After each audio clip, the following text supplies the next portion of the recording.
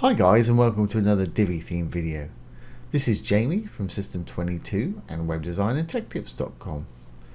We've been building this little product sales page here. It's got a countdown timer for urgency, and it's got buttons that sort of funnel people down the page, telling you all about the product with videos, etc. And of course, when we get to the bottom, we've got some pricing tables. They can actually click on this and buy the product. Great, so where we left off was the actual pricing tables last time. What we're going to do today is replace this generic footer. We're going to make a custom footer with the theme builder. We're going to keep it fairly simple. Here's the one that I've got on this other site here. We're just going to have the logo, little copyright symbol, and a little button with a pop-up mail to. Okay, so let's get started. First thing we need to do is go down to Divi, and we'll go to the theme builder.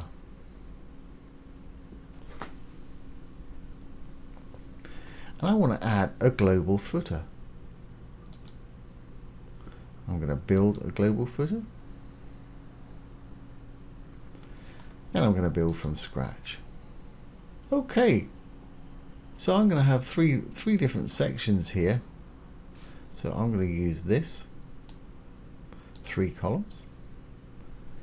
Now before I put anything in there, I actually want to make this full width. So let's just close that down. We'll go into our row, blue for a section, green for a row, and dark for a module.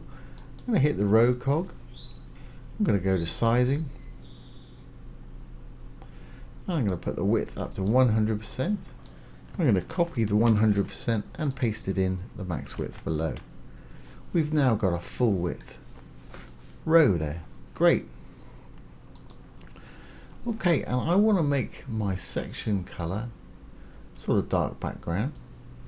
So I'm going to go over to background. I'm simply going to give it a black background. There we go. Great.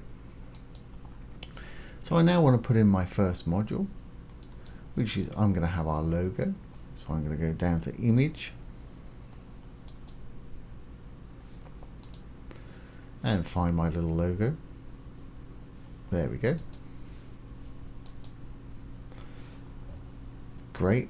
And in the middle, I just want to sort of copyright Mac Deals copyright 2020. So I'm going to save my logo there. I'm going to add a text module. Divi comes as standard with all these light grey modules here. There's plenty enough to build just about any site with. I want a little text module. There we go.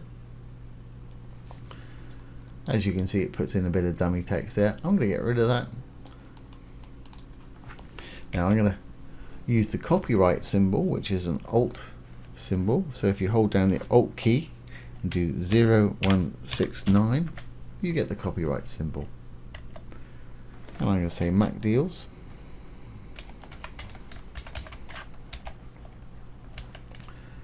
(2020). And there it is right there. Now I want to make it a little bit brighter than that, so I'm going to go into the text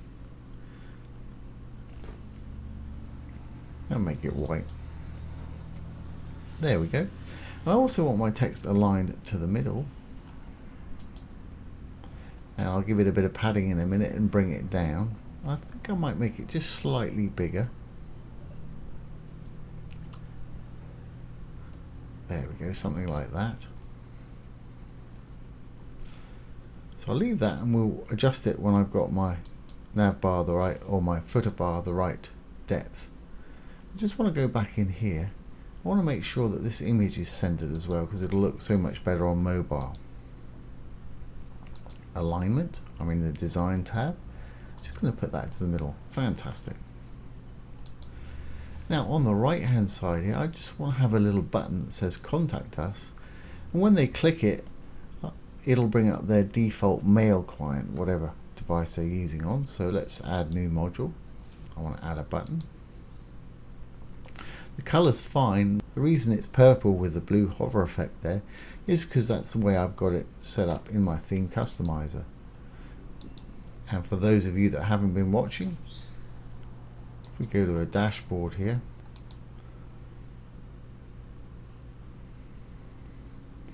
down to Divi, theme customizer,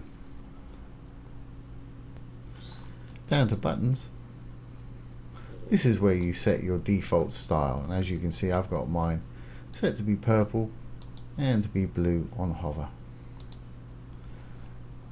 Okay, so we've put our little button in there. I want it to say contact us.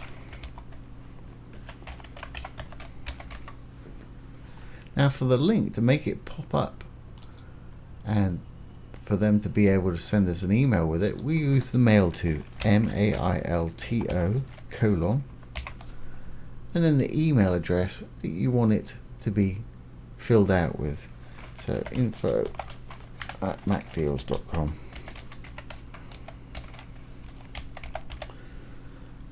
And that'll pop out their mail client and send the email to info@macdeals.com. So great. And again, this button, design wise, I want it to be in the middle. Now we're going to have to add a bit of padding to line all these up. But let's get our bar the right shape. What I want to do is, I don't want to have it too wide. So I'm going to take a bit of the padding away from our section up here. Now you can just grab your row at the top if you want to and slide it up. And same with the bottom here. You can just slide it up if you wish. I think that's the sort of depth I want. Or you can go into the actual section and take away the padding, or put out whatever padding you want in there. So this one, let's bring it down a little bit. I'm going to go into here. I'm going to go to design, spacing. Let's try 30 pixels at the top. Not quite, perhaps 40.